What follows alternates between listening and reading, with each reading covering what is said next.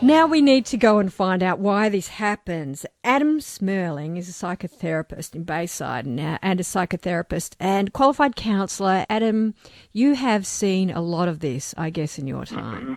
Indeed, yeah. It's quite common clinically.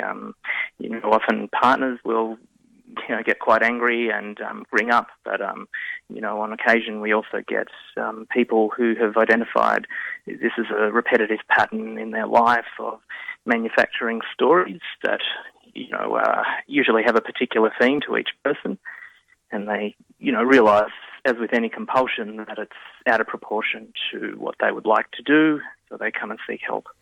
Now, we all know it is a part of development. Kids tell lies, don't they? With kids, yeah, and even with adults, I suppose there's a natural element to that where, often it's marked with, say, imagination or fantasy or creative play, where it's completely harmless. But I guess what you're talking about on this show, I imagine, is when it becomes pathological to the point where people are trying to gain advantage by deception or simply, just constantly sabotaging their own relationship. And people see you once they've got in so deep, like I guess this public servant who's been pretending to have a master's degree for a very long time. You get in so far and it's impossible to get out. Exactly, yeah. It's like digging yourself a hole to try to get out of a pre-existing hole.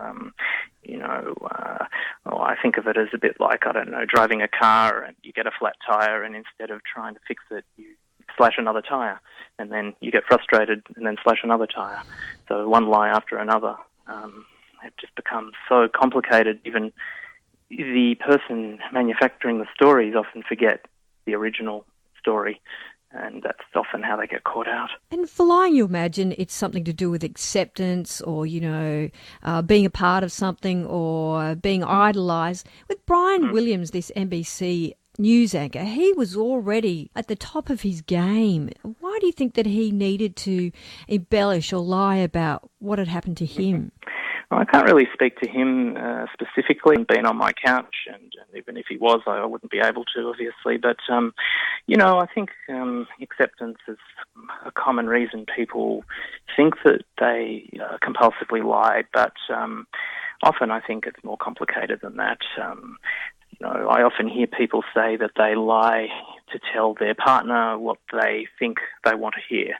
But in reality, when we do a lot of therapy, we find out often it's, unbeknownst to the person making up the story, often really they're trying to sabotage something in their relationships, or, it's often a self-destructive element. So it really varies. It's got to be taken on a particularity on the case.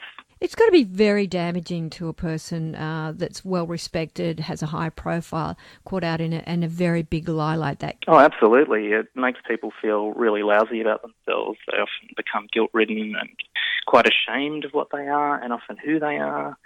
But, there is, of course, often an element of enjoyment, that's sort of secretly or not so secretly keeping the compulsion going. So, getting away with a lie, can be quite a difficult habit, compulsion to break. I'm glad to know you've got a couch. But you would have people on your couch that then continue the lie with you or attempt to, I guess. Oh, look, I think most patients, even if they don't have this,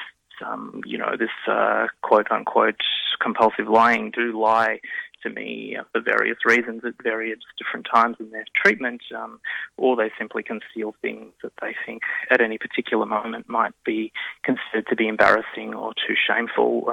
But and there are other reasons. Yes, people lie, and obviously, if someone does react in a way that's quite erratic, then at least they can have somebody else there to help talk them through what's happened. It's a trick, the big fat lie, isn't it, Adam?